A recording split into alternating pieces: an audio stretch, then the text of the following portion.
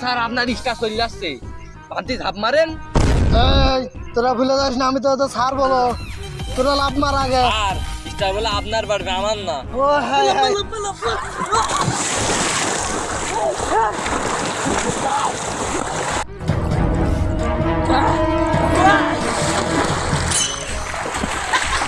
আমার স্টাফ গেল গেল গেল গেল। স্যার স্যার কনেন আপনি কনে পাইছি পাইছি। আমার স্টার ধর ধর।